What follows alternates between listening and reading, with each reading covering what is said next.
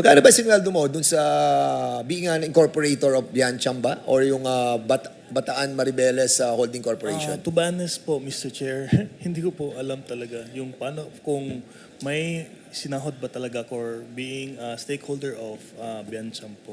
So the last time that you answered that kind of question, the same answer that you have given on this Quadcom? Yes po, Mr. Chair. Okay. During the raid doon sa Porac, di ba? According sa PAOK, TF, parang meron nakuha silang bank account mo eh. Is this true? Yes po, Mr. Chair. May nakuha silang bank account mo? Yes po, Mr. So Chair. anong bangko yon? BPI po, Mr. Chair. BPI.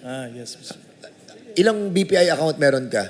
I have one personal account po, Mr. Chair. One personal account? Ano to? Checking, savings, or Savings po, Mr. Chair. savings account? So, isa lang ang savings account mo? Or Yes you po. have another joint account with somebody? I have a joint account with Attorney Roque po, Mr. Chair. So, meron kang joint account with Harry Roque.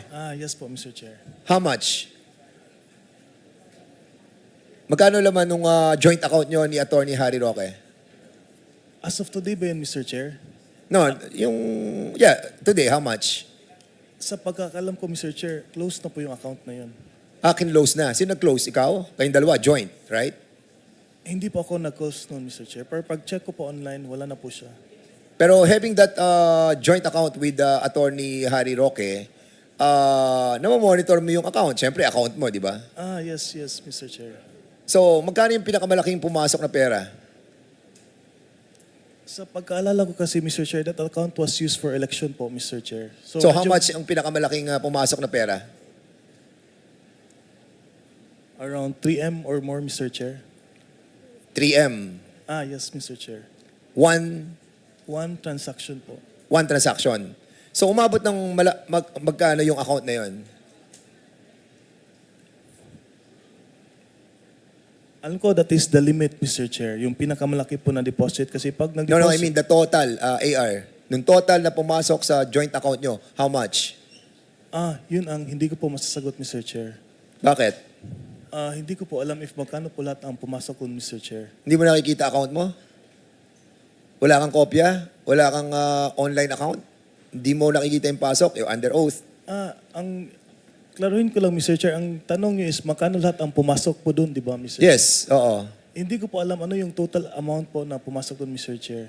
Pero ang pinakamalaki na nakita mo is only 3 million. Are you sure? Are you sure? Yes, Mr. Chair. Ang pinakamalaking pumasok is 3 million. Pwede ko i-check, Mr. Chair. Go ahead.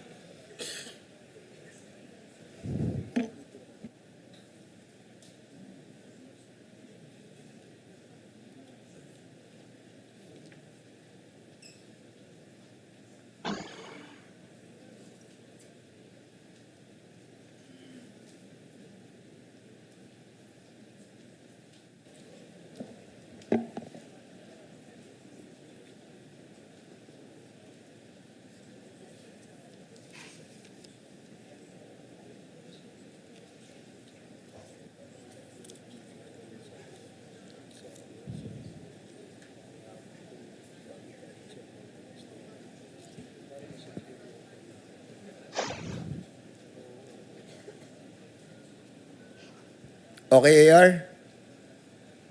Sa pagkaalala ko talaga, Mr. Chair, 3 million po ang biggest na pumasok doon, Mr. Chair. So, anong tinitingnan mo kanina? Wala kang nakita? Nag-loading pa kasi, Mr. Chair.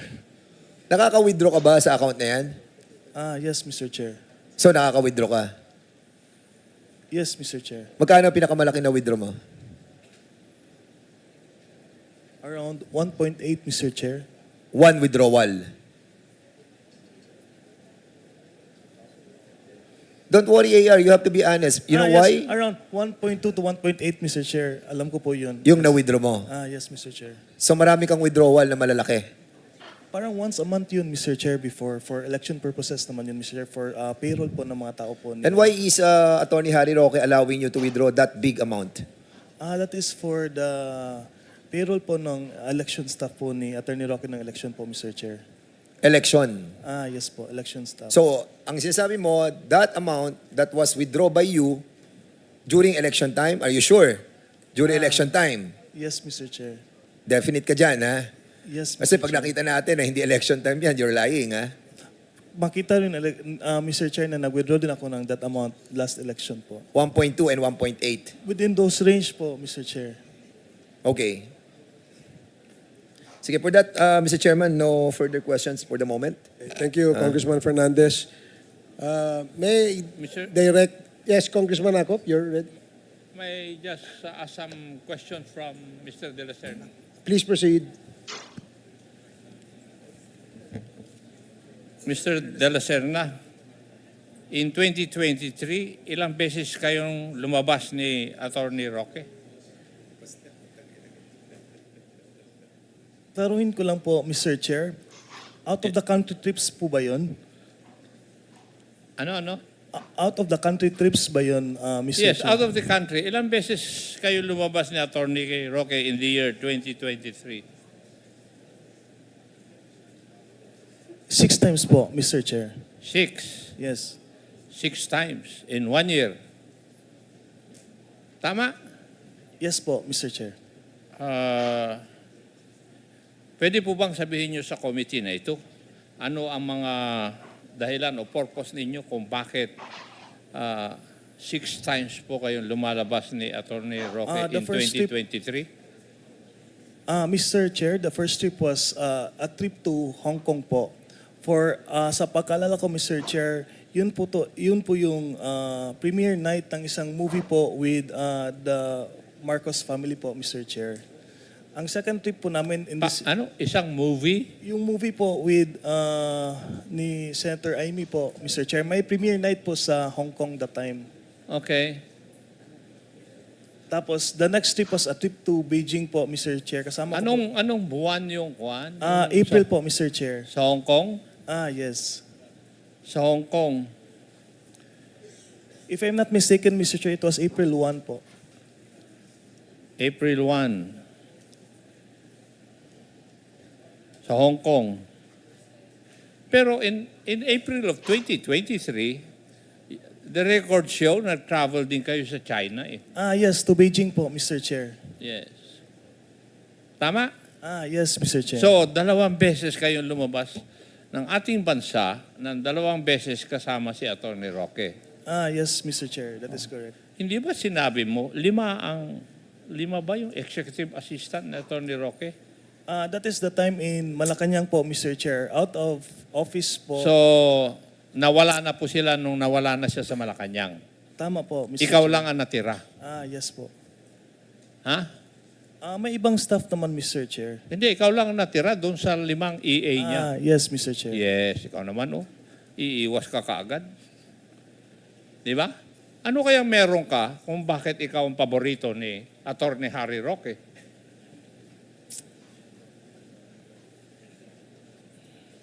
To my answer po, Mr. Chair, is sanay po kasi ako magtrabaho kasama po si Sir Harry po, Mr. Chair. Alam ko po yung medical needs po ni Attorney Roque. Madaming beses na po ako nagbiyahe sa kanya, not only abroad, but also here in the Philippines. Kasama ako sa Cebu, sa Davao, sa Dumaguete, even other parts of the Philippines po. Ako po yung kasama doon, Mr. Chair. Yeah, kasi you traveled to Japan and Singapore in September of 2023.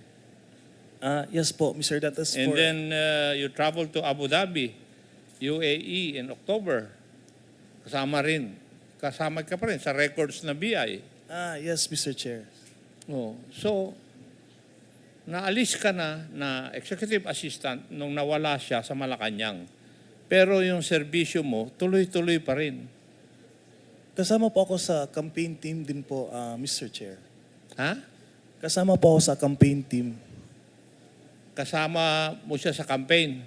Kasama po ako sa campaign team po ni Attorney Roque, Mr. Oo Chair. nga, pero 2023 yung pinag-uusapan natin. 6 na beses kayong lumabas sa bansa. Wala namang kampanya na nangyari noong 2023. No, Paiwas ka talaga kaagad eh. Di ba? Yes, Mr. Oh, Chair. anong kampanya ang nangyari noong 2023? Ang pinag-uusapan natin, yung paglabas nyo sa 2023 ng 6 na beses. Yes, Mr. Chair. Oh, ano yung rason mo na kampanya? Bakit nawala na nawala ka na bilang EA, ay nagtuloy pa rin yung serbisyo mo sa kanya. Matanong ko, magkano bang sweldo binibigay sa iyo ni Atty. Roque?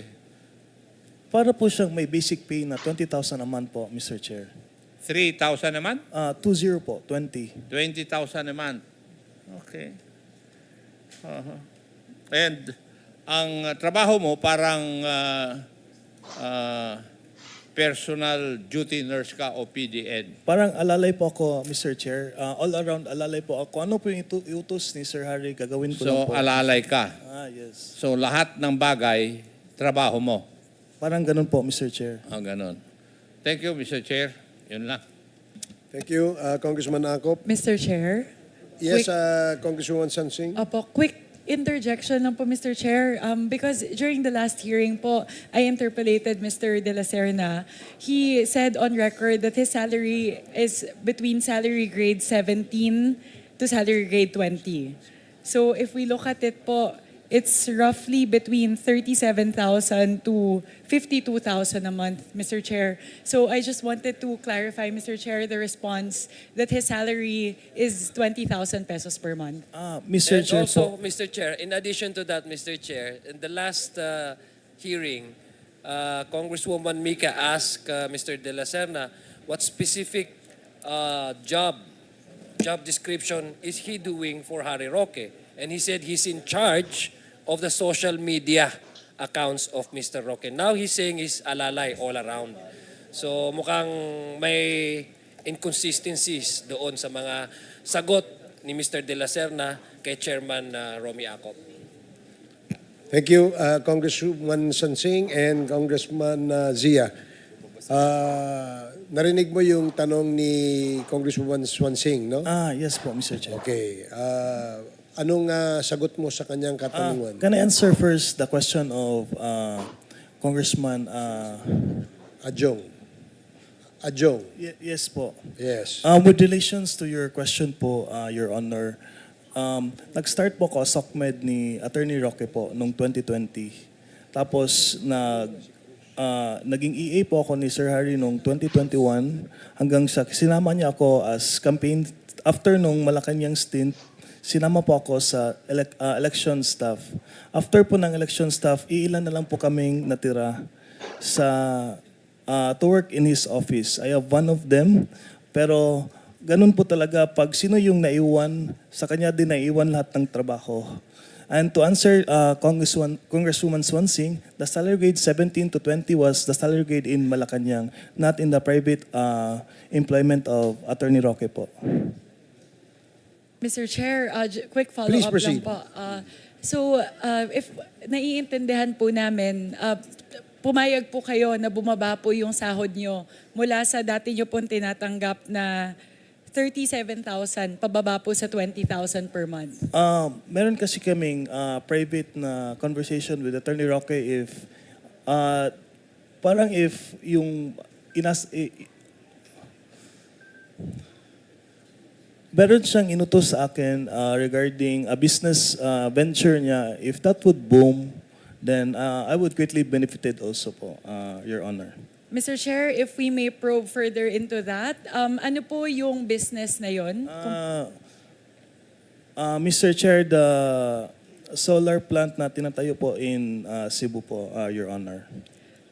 Bukod po doon, Mr. Chair, meron po bang ibang ipinangako si Attorney Harry Roque? Kasi po, para po sa akin, Mr. Chair, medyo malaki po yung binagsak ng sahod nyo. Halos nakalahati po yung diferensya ng sahod nyo nung kayo ay EA na tumatanggap po ng 37 to 52,000 per month, pababa po sa 20,000. So siguro po, tinusubukan ko lang pong intindihin na bakit po kayo pumayag na manatili sa poder ni Attorney Harry Roque kahit po halos higit po sa kalahati yung binagsak po na inyong sahod?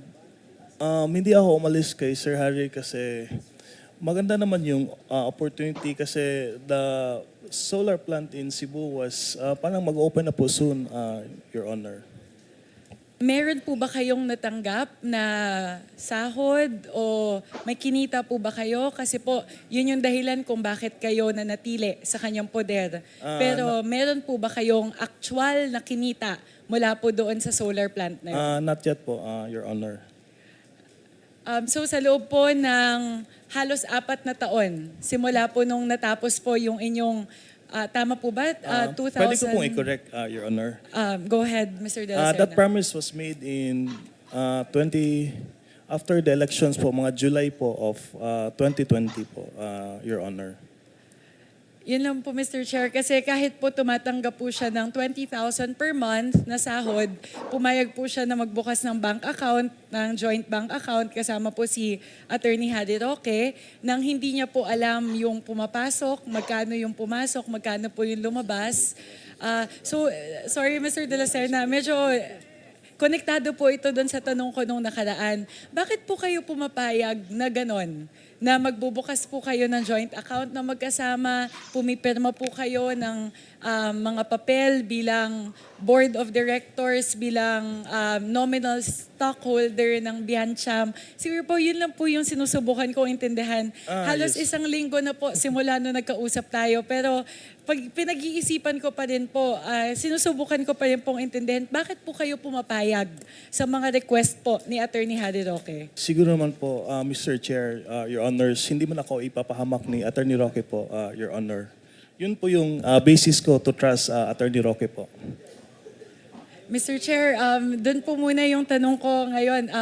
Follow up lang po sa mga katatungan ni Kong Akop. Maraming salamat po. Thank you very much, Mr. De La Serna. Mr. Chair, may Yes, follow up the Congressman question Acop, of with the the indulgence Honorable of Swansing. Congresswoman Sansing. Mr. De La Serna, pumapayag po kayo na magkaroon ng joint account ni Attorney Roque. Yes po, Mr. Chair. Magkano naman ang kinocontribute mo o kinontribute mo initially dun sa joint account ninyo?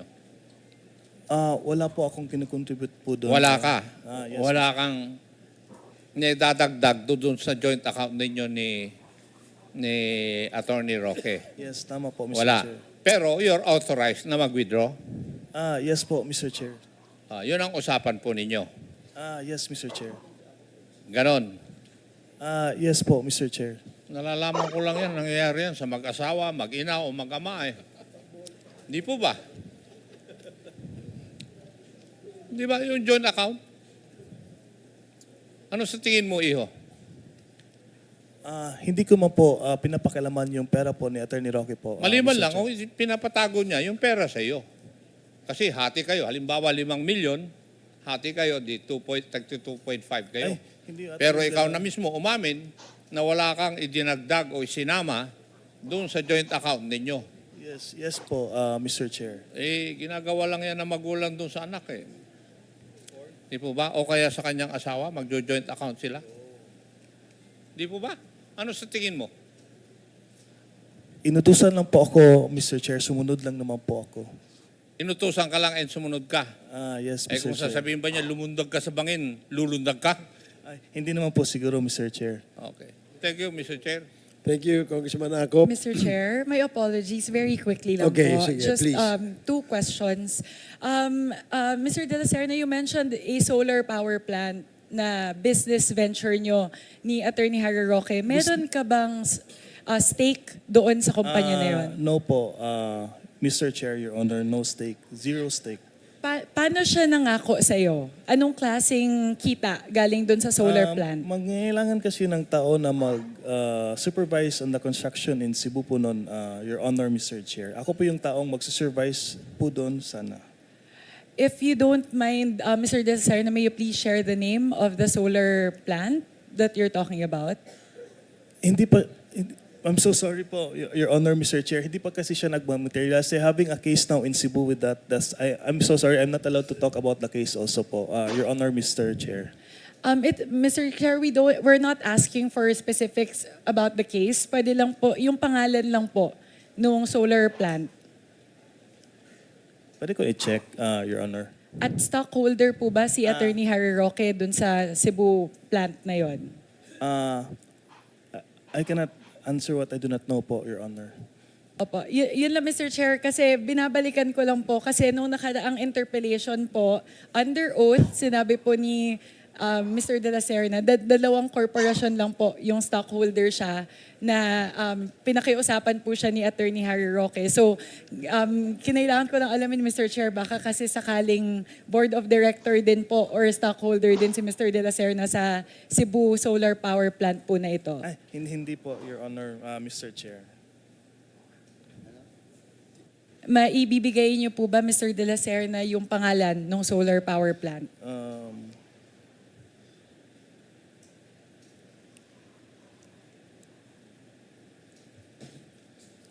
Mr. De La Serna, habang hinahanap niyo po, so ang expectation po ba ay habang nag-aviation school kayo sa Pampanga, nahanap ay ko na po. mag-manage po kayo na solar power plant sa Cebu? Ganun po ba yung usapan? That was Magkalayo po yun?